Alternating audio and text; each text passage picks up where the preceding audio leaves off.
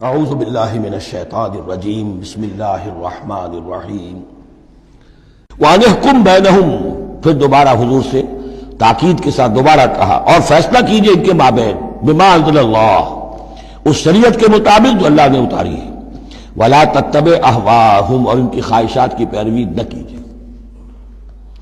آج ہم کن کی خواہشات کی پیروی کر رہے ہیں؟ جو بھی ہمارے سیاسی ذمہ دار ہیں، جو بھی نمائندے ہیں، جو چاہتے قانون بناتے ہیں، بیٹھ کر ایک دن میں جو چاہے حکم لگا دیں، فیصلہ کر دیں، ہم ان کے پابند ہیں۔ ہم تو ان کی پیروی کر رہے ہیں، اللہ کے حکم کی پیروی تو نہیں کر رہے، الا یہ کہ ایک زبردست تحریک اٹھائیں، زبردست جماعت بنائیں، طاقت بنائیں، قربانیاں دیں، جانیں دیں، اور اس کے بعد یہ کہ نظام بدلے اور اللہ کے دین کو قائم کریں۔ یہاں حضور سے کہا جا رہا ہے کہ آپ ان کی خواہشات کی پیروی نہ کیجیے۔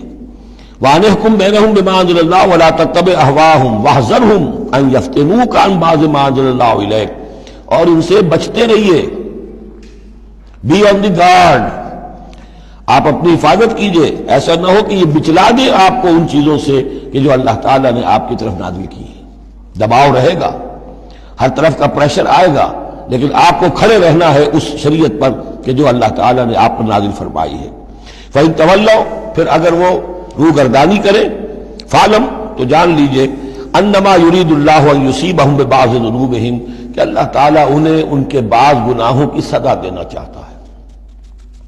یہ ہے کانپنے والا مقام۔ اگر ہم اپنے اس ملک کے اندر اسلام کو قائم نہیں کرتے اور ہماری ساری کوشش کے باوجود وہ نہیں ہو رہا، تو اس کے کیا معنی ہے؟ اللہ کے عذاب کا کوئی کوڑا مقدر ہو چکا ہے۔ وَإِن تَوَلَّوْا فَاعْلَمْ أَنَّمَا يُرِيدُ اللَّهُ أَن يُصِيبَهُم بِبَعْضِ ذُنُوبِهِمْ، اگر وہ پیٹھ موڑ لیں، انکار کریں، تو جان لو کہ اللہ تعالیٰ در حقیقت ان کے گناہوں کی پاداش میں کوئی پکڑ اور کوئی اِنَّ بَطْشَ رَبِّكَ لَشَدِيدٌ کے مصداق کوئی سزا انہیں دینا چاہتا ہے۔ وَإِنَّ كَثِيرًا مِّنَ النَّاسِ لَفَاسِقُونَ، اور اس میں تو کوئی شک ہی نہیں ہے کہ لوگوں میں اکثر جو ہیں، بہت سے لوگ وہ فاسق ہیں، نافرمان ہیں۔ أَفَحُكْمَ الْجَاهِلِيَّةِ يَبْغُونَ، تو کیا یہ جاہلیت کے فیصلے چاہتے ہیں؟ جاہلیت کہتے ہیں اس دور کو جو حضور کی بعثت سے قبل کا دور ہے۔ تو کیا اب بھی یہ دستور، ہمارا دستور، ہماری روایات، ہماری ریت، اس کے فیصلوں پر چلنا چاہتے ہیں؟ جیسے کہ مسلمان زمیندار کھڑا ہو کر انگریز کی عدالت میں کہا کرتا تھا کہ ہمیں اپنی وراثت کے مقدمات کے فیصلوں میں شریعت کا فیصلہ نہیں چاہیے، ہمیں رواج کا چاہیے، مسلمان کہتے تھے۔ افحکم الجاہلیت یبغون، تو کیا یہ جاہلیت کا حکم چاہتے ہیں؟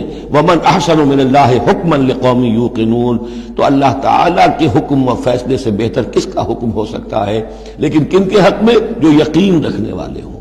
اللہم ربنا اجعلنا منہم، ہمیں اللہ تعالیٰ اس یقین اور ایمان حقیقی کی دولت سے سرفراز فرمائے۔ صدق اللہ العظیم۔